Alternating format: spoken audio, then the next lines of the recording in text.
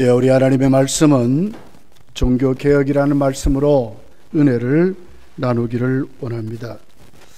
오늘은 종교개혁주일로 우리 대한민국 개신교회가 지키는 주일이 되겠습니다. 16세기에 종교개혁은 유럽뿐만 아니라 온 세계에 가장 큰 변혁을 일으켰던 개혁으로 우리가 알 수 있습니다. 여기 보면 종교에서도 정치에서도 경제에서도 문화에서도 자연과학에서도 의학 각 분야에서도 큰 변혁을 일으켰다 역사가 증명을 하고 있습니다. 여러분, 개혁이란 단어의 뜻을 보면 잘못된 것을 개선해간다, 새로운 것을 만들어간다, 또 처음 것을 찾는다 하는 그런 뜻이 있습니다. 종교개혁은 지금까지 잘못되었던 그 전통이나 어떤 의식이 아니라 초대교회로 돌아가자는 운동이 종교개혁으로 일어나는 것을 볼 수가 있습니다. 하나님 말씀에 비추어서 잘못된 것을 새롭게 고치고 하나님 말씀을 가장 바르게 믿었던 초대교회 성도들 같이 우리도 그들과 같은 신앙을 가지자 하는 운동이 종교개혁 운동이었습니다. 우리가 개혁주의라 우리가 이렇게 말하죠.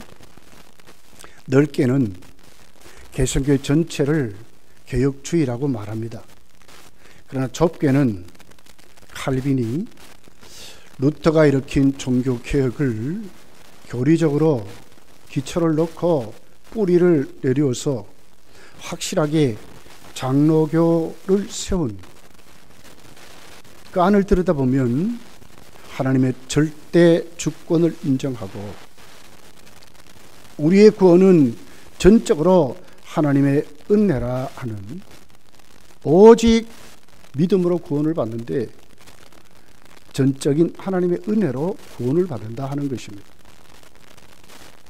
우리 신앙의 목표는 바로 하나님께 영광에 있다 하는 것이 칼빈이 우리에게 전해준 개혁주의라고 하는 것입니다.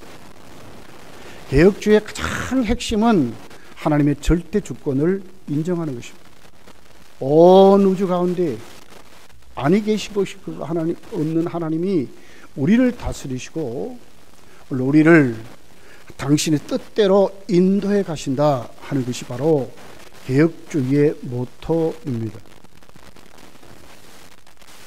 당시 종교개혁의 모토는 오직 성경으로 돌아가자 하는 운동이었습니다. 두 번째는 오직 그리스도로, 그의 속죄 사역을 의지해서 우리는 만민 제사장이 됐다 하는 운동으로, 오직 중보자는 예수 그리스도밖에 없다 하는 운동으로 돌아가자 하는 것이었습니다. 어디에서 왔습니까? 하나님의 은혜로, 전적인 하나님의 은혜로 우리에게 주어졌다. 그 속죄 사역이 하나님의 은혜로 우리에게 왔다 하는 것이었습니다.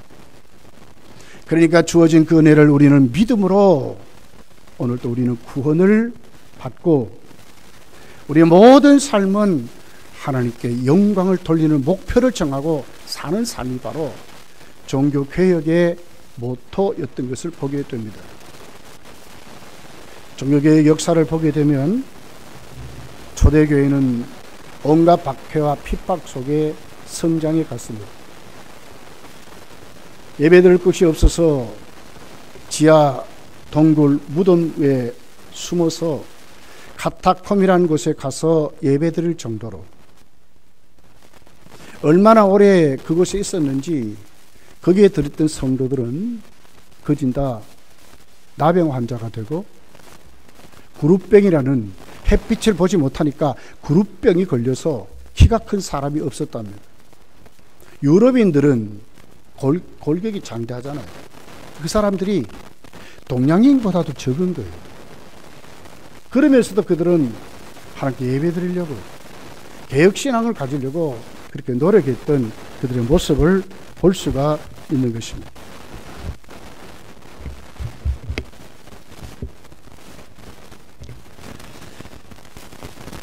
얼마나 많은 핍박을 받았는지 수많은 순교자들을 냈습니다. 기독교는 피해 역사였습니다. 십자가에 매달려 죽고 사자에게 뜯겨 먹이가 되어 죽고 수많은 환난과 핍박이 기독교 역사로 그렇게 나왔습니다. 그러다가 콘스탄틴 대제라고 하는 로마 황제가 주 313년에 로마를 기독교가 국교로 인정하는 칙령을 발표했습니다.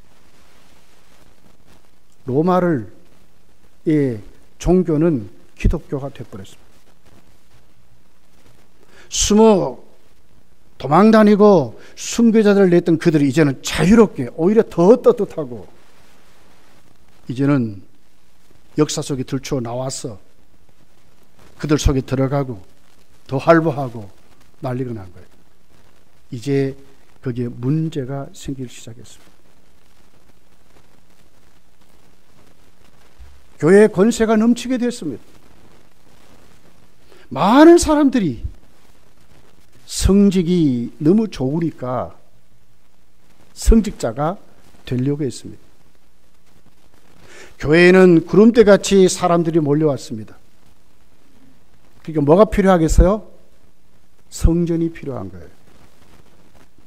조그만 학고방 같은 교회들이 대형 교회들로 건축되기를 시작했습니다.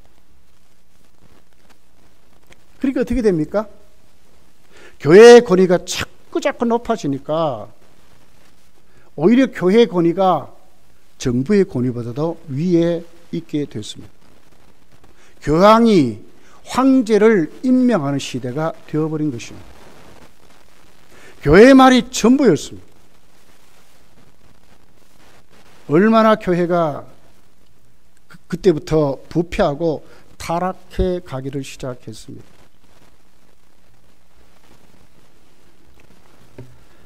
카노사의 굴욕이라는 역사가 있습니다. 로마 황제인 하인리 4세가 3일 동안 교황에게 맨발로 눈밭에서 잘못을 빈 사건입니다. 황제가 3일 동안 눈밭에서 교황에게 잘못을 빌었다는 거예요. 이것이 한마디로 교회의 권위를 이렇게 나타내는 것을 보는 거예요. 이노센트 3세 때의 교황권이 극도로 높아진 시대였습니다. 어느 날 교황이 창문을 열고 그 성당에서 바라보니까 그 거리에 성당으로 들어온 곡물을 실은 수레들이 줄을 서서 기다리는 거예요. 너무나 많은 수레들이. 그걸 보고 자기 옆에 있던 신학자 아퀴나스에게 이렇게 말합니다. 성경에 교회에 금과 은은 없다는 것이 이제는 아니다. 성경을 고쳐야 한다. 그랬습니다. 그러니까 아퀴나스는 그 교황이 이렇게 말했습니다. 맞습니다. 금과 은이 교회에 이제는 없다는 것은 맞습니다. 그러나 나사렛 예수의 이름으로 걸으라는 말씀도 없어졌습니다. 대답을 했다는 겁니다. 영역을 잃어버린 하나님이 역사하지 않는 기적이 없는 교회가 되었다고 말씀을 했다고 하는 것입니다. 가장 문제가 성직을 돈으로 매매하는 일이었습니다. 성직을 돈으로 팔았습니다. 어린아이도 돈만 많이 내면 성직을 살 수 있는 시대가 됐어요.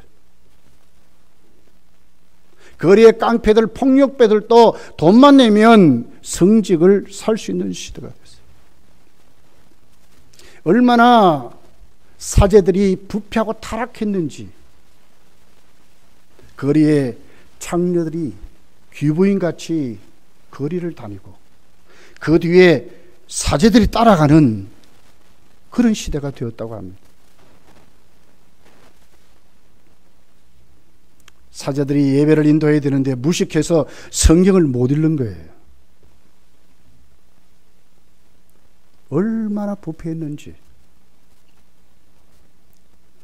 루터가 독일 기독교 귀족에게 보낸 서한에 보면 중세 교회의 타락상을 기록합니다. 황제가 1층 왕관을 쓰는데 교황은 3층 왕관을 쓰니 놀라지 않을 수 없다.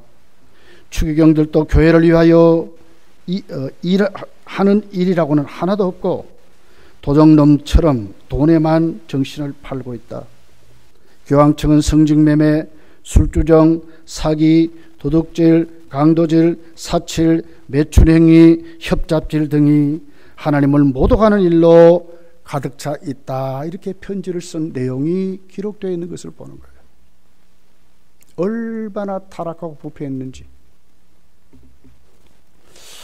1996년에 십자군 전쟁이 일으켰습니다. 많은 사람들이 전쟁에 나가는데 돈이 필요한 거예요. 그때 뭘 만들었습니까? 면죄부를 만든 것입니다. 면죄부만 사면 당신들이 가서 사람을 죽이든 어떻게 하든지 상관없이 지옥을 가지 않고 연옥도 거치지 않고 그대로 즉시 천국으로 간다 그랬습니다. 수 없는 사람들이 면죄부를 사기를 시작했습니다. 그 돈으로 십자군 전쟁을 치르는 것입니다. 나중에 베드로 성당이라고 하는 바티칸 궁전을 짓게 됩니다. 100년이 걸려도 다 못 지은 성전이었습니다. 한 번에 8,000명 이상이 들어가서 미사를 드릴 수 있는 그런 성전이었습니다. 얼마나 많은 돈이 필요하겠어요. 라파엘이나 미켈란젤로 같은 분들이 당대 최고의 건축가들이 달려들어서 함께 지었던 성전이라. 그러니까 어떻게 합니까? 면죄부를 또 파는 거예요. 전문 면죄부를 판매하는 신부를 세웠어요. 테첼이라는 신부입니다. 그 신부는 이렇게 말했습니다. 당신들이 하나님께 드리는 이 면죄부를 사는 이 돈이 그 헌금통에 딸랑 떨어지는 그 금화의 소리가 그 즉시 당신들의 영혼은 지옥도 안 가고 연옥도 거치지 않고 즉시로 천국을 가게 된다. 이렇게 말한 거예요. 수 없는 사람들이, 여러분 구원이 얼마나 편합니까? 돈 가지고 사기만 하면 되는데 뭐 그렇게 힘쓰고 해서도 안 되는데. 그러니까 수많은 사람들이 면죄부를 사고 거기에 자신들이 구원을 받은 줄 착각하는 시대가 넘쳤다고 하는 것입니다. 아니나 다를까 이제 그 면죄부를 팔려고 루터가 살고 있는 비텐베르크에 와서 면죄부를 사라고 소개하기를 시작했습니다. 루터는 이 면죄부를 파는 그들에게 강력하게 항의를 합니다. 그래도 안 되니까 결국 비텐베르크 교회당 정문에다가 95개 조항을 써붙여서 공개 토론하자고 써 붙이게 됩니다. 이날이 바로 1517년 10월 31일이었습니다. 그래서 온 교회는 이날을 기념해서 10월 바로 마지막 넷째 주를 종교개혁주일로 지키게 된 것입니다. 루터는 돈으로 죄를 용서함을 받을 수 없다. 교회의 본질은 이렇게 구원을 받는다고 하는 성경의 한 구절도 기록된 것이 없다는 거예요. 하나님은 절대로 이렇게 말씀하신 적이 없다는 거예요. 이 같은 루터의 95개 조항이 반박하는 문서가 붙었다는 것이 유럽 전체에 퍼지기 시작했어요. 아니라 다를까 수도 없는 성도들이 그 대열에 참여하고 종교계의 불길이 전 유럽에 번지기를 시작한 것입니다. 여기에 많은 종교개혁자들 중에 특별히 칼빈이 깃대를 딱 들고 교리적으로 완전히 정립해 놓은 것이 종교개혁의 개혁주의라고 하는 것입니다. 우리는 오늘 이 말씀을 보면서 오늘 그들이 말씀했던 이 종교개혁의 원리가 도대체 무엇인지를 생각해 보려고 합니다. 종교개혁의 원리가 무엇일까? 5개 모토를 한번 생각해 보시기를 원합니다. 첫 번째가 오직 성경으로 하는 말씀입니다. 오직 성경으로. 말씀으로 돌아가자 그 말입니다. 그 당시 가톨릭은 성경의 권위를 교회의 권위 아래 두었습니다. 왜냐하면 교회가 성경을 해석한다는 거예요. 교회가 성경을 성경으로 인정하니까 교회의 권위가 더 높다는 거예요. 가장 문제가 교황의 무오설이었습니다. 교황은 죄가 없다는 거예요. 교황이 생각하고 교황이 판단하고 교황이 말하고 교황이 결정하는 것이 곧 하나님의 말씀이라는 거예요. 왜? 교황은 죄가 없으니까, 오류가 없으니까. 그렇게 해서 모든 성도는 성경보다도 교회가 말하는 전통에, 교회가 결정하는 교리에, 교황이 말하는 데에 신앙과 행위를 둬야 한다고 말했습니다. 여기에 종교개혁자들이 성경의 무엇을 주장했습니다. 교회가 성경을 해석하기 때문에 교회의 권위가 위에 있는 것이 아니라 원래 성경의 권위가 있기 때문에 교회는 성경을 하나님 말씀으로 받았다 하는 것이었어요. 원래 성경은 교회가 인정한 것이 아니라 원래 하나님의 말씀이라는 거예요. 이것이 교회가 눈을 뜨고 하나님 말씀으로 받았다 하는 것이 다른 것이었어요. 그러므로 모든 성도의 신앙과 가치관과 모든 행위는 하나님 말씀에 기초를 둬야 한다. 하나님 말씀이 전부라고 그렇게 그 당시에 혁명 같은 말씀을 한 거예요. 그러니까 성경으로 돌아가자. 우리의 믿음과 행위는 성경 안에서 해석하고 성경 안에서 살자고 하는 것이 바로 종교개혁의 첫 번째 성경으로 돌아가자 하는 것이었어요. 오늘 본문 15절 16절이 바울의 열정이 있어요. 그러므로 나는 할 수 있는 대로 로마에 있는 너희에게도 복음 전하기를 원하노라. 내가 복음을 부끄러워하지 아니하노니 이 복음은 모든 믿는 자에게 구원을 주시는 하나님의 능력이 됨이라 그랬어요. 바울은 얼마나 열정을 가졌는지 어떻게 하든지 로마로 복음 전하기를 원한다고 그랬어요. 왜 그렇습니까? 복음이 우리에게 구원을 주시는 능력이기 때문에 그랬습니다. 그럼 복음이 어디에 있습니까? 성경에 있는 것입니다. 성경을 떠나서는 복음을 알 수 없는 것입니다. 바울은 지금 그렇게 말하는 것입니다. 이 복음이 우리에게 구원을 주시는 하나님의 능력인데 이 복음이 바로 하나님의 말씀이라는 거예요. 하나님의 말씀에 기록된다는 거예요. 말씀을 떠나서는 구원이 이루어질 수 없다고 말하는 것입니다.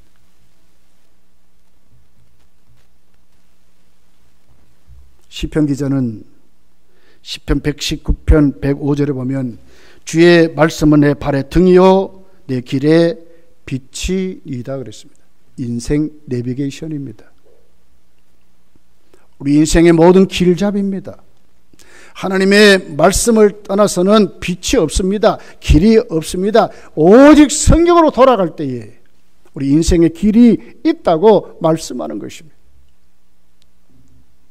여러분, 종교개혁자들이 부르짖었던 오직 성경으로, 오직 하나님 말씀으로, 우리 서열의 모든 1번이 뭡니까? 우리 인생의 근본 목적이 뭐냐? 하나님을 영원롭게 하는 것이다. 그분 안에 즐거워하는 것이다. 그러면서 우리의 신앙과 행위의 규범은 하나님의 말씀이라고 말하는 것입니다. 유일한 수단입니다.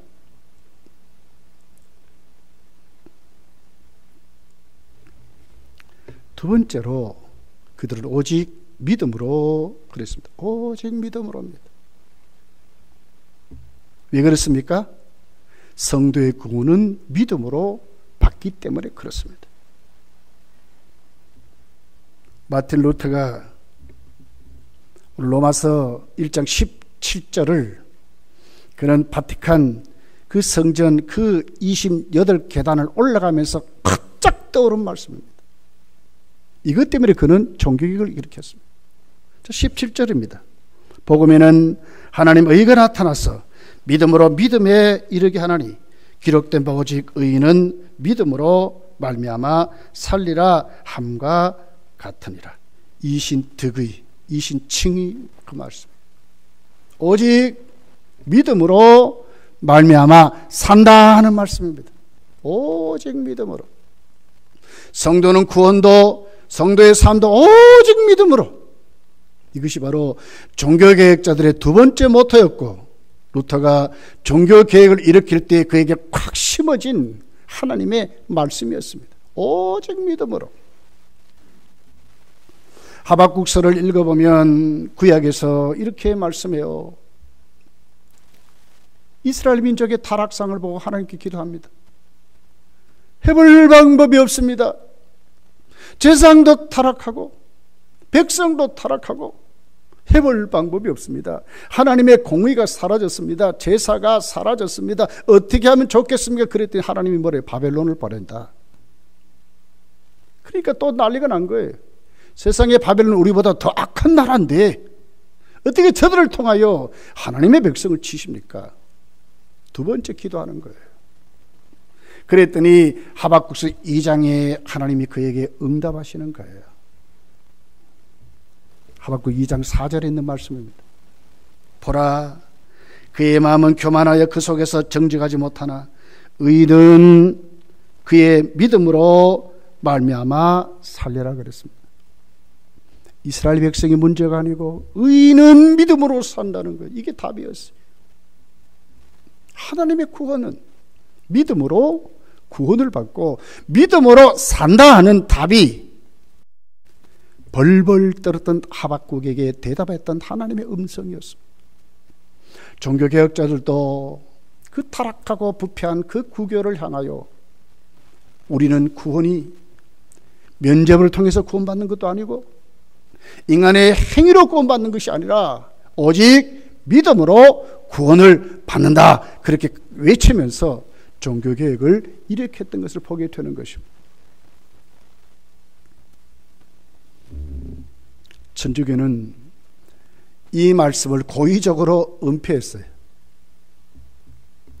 구원의 조건을 인간의 공로나 적선, 인간의 행위에 더욱더, 그래서 그들의 구원은 행위 구원으로 전락해 버리고 마는 것을 보게 됩니다.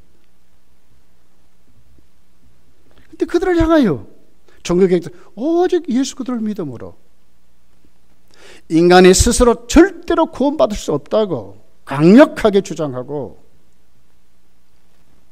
그들은 개신교를 이단으로 정죄했지만 오히려 더 크게 확장해가는 그런 개혁을 일으켰던 것을 보게 되는 것입니다. 구원에 있어서는 절대로 인간의 공로나 인간의 어떤 방법으로 구원을 받을 수 없다고 그들은 크게 외쳤던 것을 보게 되는 것입니다. 요한복음 3장 16절에 이렇게 기록을 합니다. 하나님이 세상을 이처럼 사랑하사 독생자를 주셨으니 이는 그를 믿는 자마다 멸망하지 않고 영생을 얻게 하려 하심이라. 무슨 말씀입니까? 하나님이 주신 그 독생자를 믿는 자가 구원을 받는다고 말씀하는 것입니다. 요한복음 5장 24절에 보면 내가 진실로 진실로 너희에게 이르노니 내 말을 듣고 또 나 보내신 이를 믿는 자는 영생을 얻었고 심판에 이르지 아니하나니 사망에서 생명으로 옮겼느니라고 말씀하는 것입니다. 믿는 자가 구원을 받는다고 말하는 것입니다. 이런 우리는 오늘 이 말씀을 보면서 우리가 하나님 앞에 오늘 우리의 모습들을 우리의 구원은 오직 믿음으로 구원을 받고 우리의 삶도 오직 믿음으로 산다는 하나님 말씀의 확신을 가져야 될 줄 믿습니다. 사도행전 4장 15절에 보니까 다른 이로서는 구원을 받을 수 없나니 천하 사람 중에 구원받을 만한 다른 이름을 우리에게 주신 일이 없음이라고 말씀했습니다. 요한복음 5장 24절에 보니까 내가 진실로 진실로 너희에게 이르노니 내 말을 듣고 또 나 보내신 이를 믿는 자는 영생을 얻었다고 그렇게 얘기했어요. 영생을 얻었고 심판에 이르지 아니하나니 사망에서 생명으로 옮겼느니라 말씀을 하고 있습니다. 사도행전 16장 31절에 보니까 이르되 주 예수를 믿으라 그리하면 너와 내 집이 구원을 받으라. 예수를 믿어서 구원을 받는 것이지 내가 어떤 공로를 행해서 내가 어떤 돈을 주고 그 구원을 사서 절대로 받을 수 없다고 말씀하는 것입니다. 갈라디아서 2장 16절을 보면 사람이 의롭게 되는 것은 율법의 행위로 말미암아 아니요 오직 예수 그들을 믿음으로 말미암은 줄을 알므로 우리도 그리스도 예수를 믿나니 이는 우리가 율법의 행위로서가 아니고 그리스도를 믿음으로써 의롭다함을 얻으려 함이라. 율법의 행위로서는 의롭다함을 얻을 육체가 없느니라 말씀하는 것입니다. 율법의 행위로 인간의 어떤 의로운 공로로 하나님께 구원을 받을 수 없다고 확실히 하나님 말씀은 말씀하는 거예요. 그 루터가 말하는 거예요. 성경에 면죄부를 사거나 성적을 사거나 어떤 고행을 하거나 무슨 세례를 받고 신부의 능력이 들어가서 구원받는 것이 아니라는 거예요.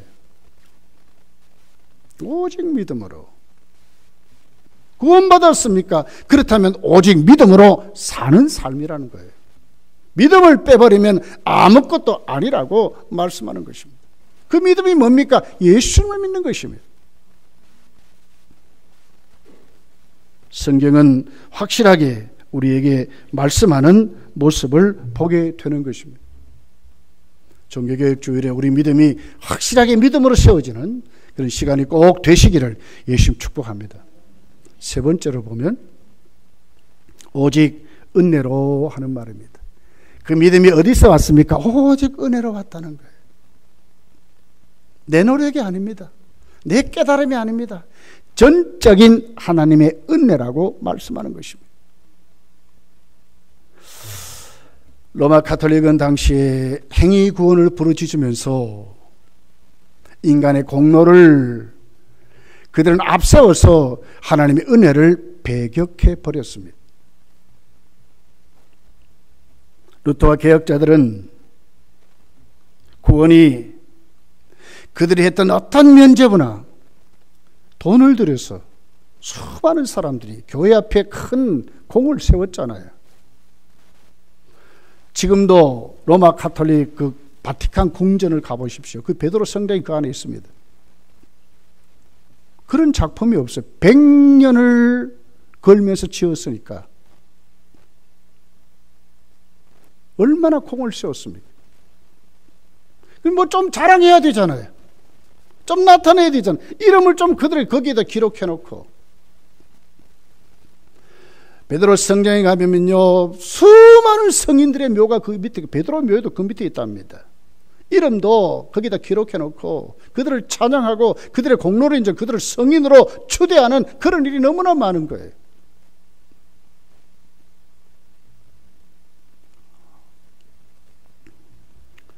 루터는 하나님 말씀 읽다가 에베소서 2장을 보게 됩니다. 2장 8절서 9절에 있는 말씀을 루터가 보는 거예요. 너희는 그 은혜에 의하여 믿음으로 말미암아 구원을 받았으니 이것은 너희에게서 난 것이 아니요 하나님의 선물이라. 행위에서 난 것이 아니니 이는 누구든지 자랑하지 못하게 함이라 그랬습니다. 은혜로 주어지는 하나님의 선물이래요. 믿음으로 구원받습니다. 그 믿음은 어디에서 왔습니까? 전적인 하나님의 은혜로 우리에게 왔다는 거예요. 그래서 선물이라고 말씀합니다. 하나님의 은혜입니다.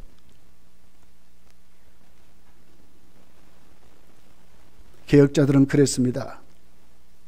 죄를 용서받고 우리가 구원을 받고 우리 오늘 이 세상을 살아가는 모든 베이스는 하나님의 은혜라는 거예요. 하나님의 은혜입니다. 다윗이 하나님을 바라보면서 주여 내가 누구시온데 이렇게 나를 쓰십니까? 이렇게 나를 높이십니까? 찬양했듯이 성도의 삶은 이런 것입니다. 모든 것이 하나님의 은혜입니다. 하나님이 아니고는 이루어질 수 없습니다. 우리가 믿을 수 있다고요? 착각하지 마십시오. 전적으로 타락하고 전적으로 무능한 완전히 허물과 죄로 죽은 자들이었습니다. 송장이 여러분 어떻게 믿습니까? 깨워야 믿지요. 살려줘야 믿지요. 생명을 주셔야 믿지요. 하나님이 은혜로 오셔서 믿게 해야 믿게 되는 것이죠. 아닙니까? 하나님의 은혜인 것입니다.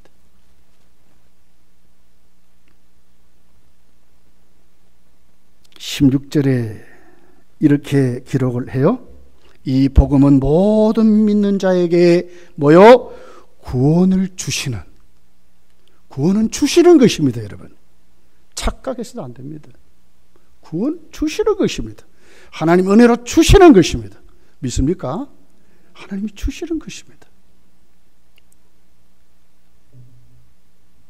그래서 하나님의 능력이라고 말하는 것입니다. 우리의 능력이 아닙니다. 하나님의 능력입니다. 하나님의 능력입니다. 하나님이 하신 것입니다.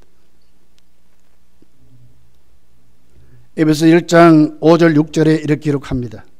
그 기쁘신 때로 우리를 예정, 그 기쁘신 뜻대로 하나님이 정하신 것입니다. 예수 그리스도로 말미암아 자기 아들들이 되게 하셨대. 누가 있으면 하나님이 하신 것입니다. 6절을 보십시오. 이는 그가 사랑하는 자 안에서 우리에게 거저 주신 바 그의 은혜의 영광을 찬송하게 하려 함이라. 거저 주시는 하나님의 은혜의 영광입니다. 거저 주시는 것입니다. 값없이 주시는 은총입니다. 에베소서 2장 4절 5절을 보니까 긍휼이 풍성하신 하나님이 우리를 사랑하신 그 큰 사랑을 인하여 허물로 죽은 우리를 그리스도와 함께 살리셨고 너희는 은혜로 구원을 받은 것이라고 그랬습니다. 하나님이 살려주셨죠. 내가 살아난 거 아닙니다. 여러분 하나님이 살려주셨습니다. 그러므로 하나님의 은혜로 우리가 구원을 받았다고 말하는 것입니다. 하나님의 은혜인 것입니다. 전적인 하나님의 은혜입니다. 로마서 9장 16절 18절을 보니까 이렇게 기록합니다. 그런즉 원하는 자로 말미암도 아니요 다른 박질하는 자로 말미암도 아니요 오직 긍휼히 여기시는 하나님으로 말미암았다고 그랬어요. 긍휼히 여기신 하나님으로 말미암아. 18절에 보니까 그런즉 하나님께서 하고자 하시는 자를 긍휼히 여기시고 하고자 하시는 자를 완악하게 하신다. 하나님이 하고자 하셔서 이루어진 것입니다. 다 하나님의 은혜입니다. 여러분 종교개혁자들은 이렇게 외치면서 우리에게 이 신앙을 물려주었습니다. 얼마나 위대한 말씀입니까?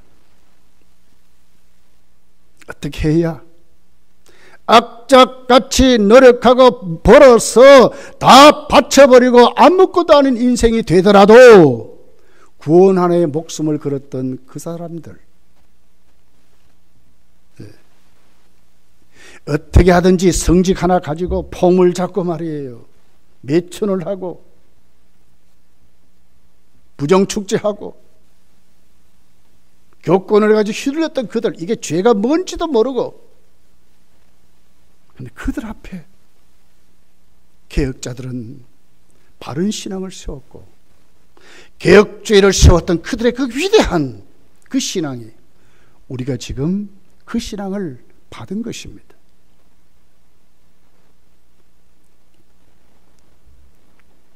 그러면서 네 번째를 보니까 오직 그리스도라 그랬어요. 오직 그리스도라. 만인제상을 말합니다. 예수 그리스도의 속죄 사역만이 하나님과 우리 사이에 중보자가 된다는 거예요. 어떤 신부가, 어떤 교회의 법이 하나님 앞에 가게 하는 게 아니라는 거예요.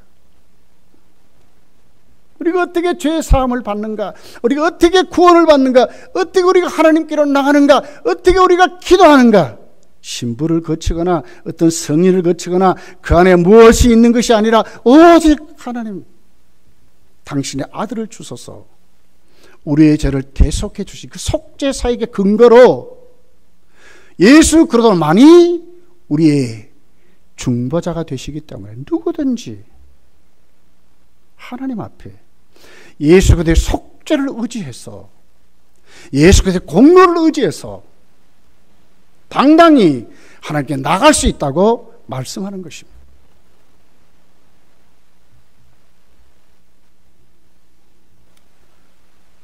갈라디아서 3장 13절이 이렇게 기록을 합니다. 그리스도께서 우리를 위하여 저주를 받은 바 되사 율법의 저주에서 우리를 속량하셨으니 기록된 바 나무에 달린 자마다 저주 아래에 있는 자라 하였습니다. 예수님이 우리 대신 뭘 받았어요? 저주를 받았대.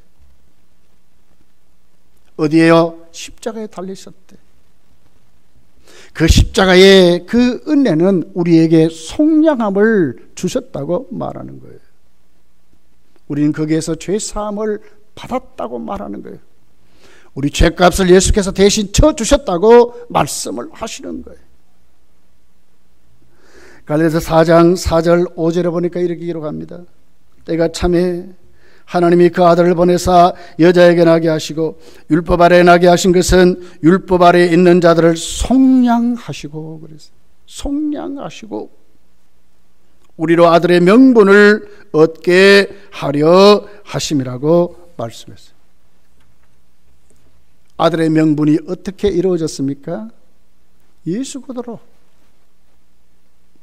그분이 속량하셨기 때문에 우리 가운데 여자의 후손으로 오셔서 속량하셨기 때문에 우리는 아들의 명분을 얻게 되었다고 말하는 것입니다. 부모와 자식 사이에 중간에 뭐가 필요합니까, 여러분? 말도 안 되는 얘기 아닙니까? 무슨 선생님이 필요합니까? 이웃 아저씨가 필요합니까? 부모와 자식 사이에 여러분 무엇이 필요합니까? 당당히 나갈 수 있는 것입니다. 가로막혔던 모든 죄가 예수 그리스도께서 사해 주셨기 때문에 당당히 나갈 수 있는 것입니다. 히브리서 기자는 이렇게 말씀했습니다. 히브리서 10장 19절부터 쭉 읽어보면 이렇게 기록합니다. 그러므로 형제들아 우리에게 예수의 피를 힘입어 성소에 들어갈 담력을 얻었다 그랬어요. 그리스도의 피를 힘입어 그 길은 우리를 위하여 휘장 가운데 열어놓으신 새로운 길이요 휘장은 곧 그의 육체니라 그랬어요. 또 하나님의 집 다스리는 큰 제사장이 계심에 우리가 마음의 뿌림을 받아 악한 양심으로 벗어나고 몸을 맑은 물로 씻음을 받았으니 참마음과 온전한 믿음으로 하나님께 나가자. 뭐만 있으면요, 예수 그리스도의 피만 있으면, 그리스도의 속죄 사역만 있으면 하나님께 믿음으로 나가자고 말하는 것입니다. 당당히 나갈 수 있는 하나님의 사람이 되었다고 말하는 것입니다. 베드로전서 2장 5절에 이렇게 기록합니다. 너희도 산돌같이 신령한 집으로 세워지고 예수 그리스도로 말미암아 하나님이 기쁘게 받으실 신령한 제사를 드릴 거룩한 제사장이 될지니라고 그랬어요. 거룩한 제사장이 되래. 누구를 통해서? 예수 그리스도를 통해서. 베드로전서 2장 9절에 보니까 그러나 너희는 택하신 족속이요 왕같은 제사장들이요 거룩한 나라요 그의 소유된 백성이니 이는 너희를 어두운 데서 불러내어 그의 귀한 빛에 들어가게 하신 이의 아름다운 덕을 선포하게 하려 하심이라고 했어요. 왕같은 제사장, 아름다운 하나님의 뜻을 선포할 자로 하나님이 세웠다고 말씀하는 거예요. 허물이 있습니다. 부족합니다. 기도할 때마다 그러잖아요. 하나님 뜻대로 살지 못했습니다. 솔직한 고백이죠. 그렇지만 하나님께 당당히 나갈 수 있는 힘이 어디 있습니까? 내가 아닌 거예요. 내 공로가 아닌 거예요. 예수 그리스도의 속죄 사역만 의지하면, 그분의 피만 의지하면 죄사함 받은 우리들이 당당히 아버지께 갈 수 있다고 말하는 것입니다. 믿음이 연약하다고요? 아니에요. 당당히 가야 하는 것입니다. 부족하다고요? 아니에요. 당당히 나가야 돼요. 왜? 내 공로가 아니니까. 내가 뭘 하나님께 잘할 수 있겠습니까? 허물 많은 우리들이 뭘 잘하겠습니까? 예수님의 공로를 의지해서 하나님께 당당히 나갈 수 있는 기도도요, 섬김도요, 예수 이름으로 하는 전도도요, 당당히 할 수 있는, 하나님 말씀을 누가 해석해 줘야 돼? 아니요. 누구든지 하나님 말씀 읽고 듣고 묵상하고 하나님 말씀을 받고 지키는 자가 복이 있다고 말씀하는 거예요. 그 사람이 행복한 사람입니다.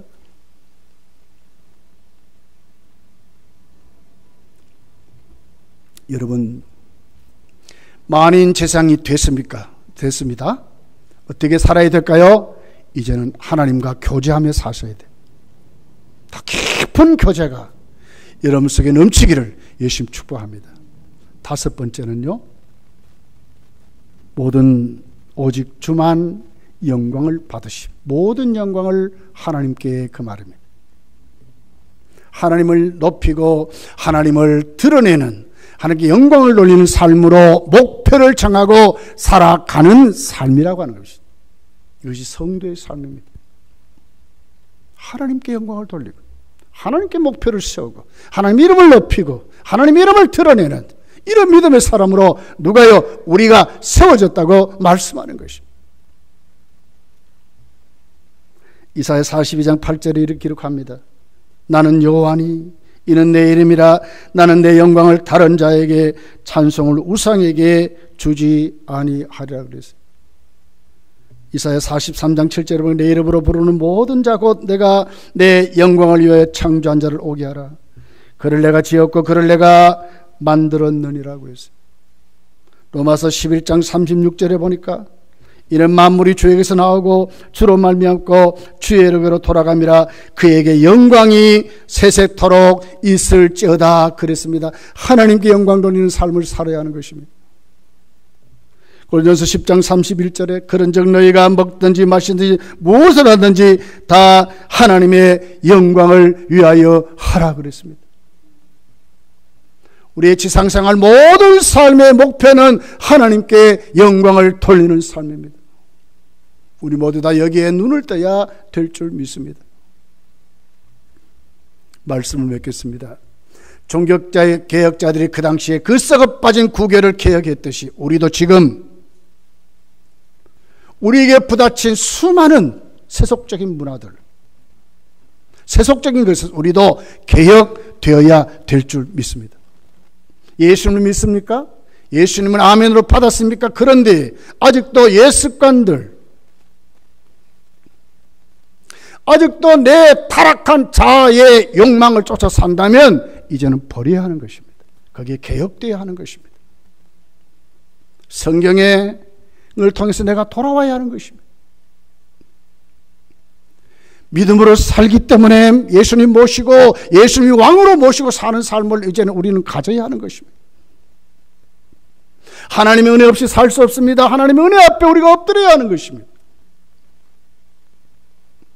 어떻게 엎드려요? 제사장이 됐잖아요. 하나님과 교제하는 것입니다. 하나님께 능력을 구하는 것입니다. 복음에는 뭐가요? 하나님의 의가 나타나서. 구원은, 복음은 뭐라고요? 하나님의 능력이라 그랬지 않습니까? 거저 주시는 하나님의 능력이라 그랬지. 능력을 회복해야 하는 것입니다. 개혁되어야 하는 것입니다. 아프리카에요, 사람을 잡아먹던 식인종 추장이 변화가 일어났어요. 사람을 잡아먹지 않게 됐어요. 어느 날 상인이 그 부족과 이제 가서 거래를 하려고 갔더니 그 추장이 성경을 읽는 거예요. 그 상인이 그에게 말합니다. 추장이요, 그건요 구시대 산물입니다. 사람들의 의식이 깨어나지 못했을 때에, 굴종할 때의 산물입니다. 아직도 그런 것을 보고 있습니까? 그러니까 그 추장이 물끄러미 바라보더니 말하는 거예요. 만약에 내가 성령을 보지 않았다면 당신을 지금 잡아먹어서 당신은 내 뱃속에 들어갔을 것이오. 나를 변화시키고 나를 새롭게 하고 인간답게 살게 만들고 내가 세상에 가장 큰 가치관을 가진 구원을 받은 성도가 된 것은 바로 이 성경이 나에게 그렇게 만들어진 것입니다. 그렇게 말했다는 거예요. 사람을 잡아먹던 추장이 변한 거예요. 인생을 알게 된, 구원을 알게 된 거예요. 하나님 말씀에 심취하게 된 거예요. 여러분, 이 가을에 이 열매 맺는 계절에 우리도 이런 모습으로 세워져야 될 줄 믿습니다. 오직 성경으로 돌아가는, 우리가 변화되는, 믿음 없이 살 수 없다고 외치는, 이것이 하나님의 전적인 은혜로 우리에게 부어줬다고 우리도 고백하고, 오늘도 그 하나님께 엎드려서 하나님과 교제하면서 거기에 세입을 얻고 우리의 모든 삶의 목표를 뚜렷이 확실히 정하고 하나님의 영광에 살겠다고 하는 그런 각오와 결단과 결심이 오늘 이 시간 여러분 속에 넘쳐나기를 예수님 축복합니다. 기도하겠습니다.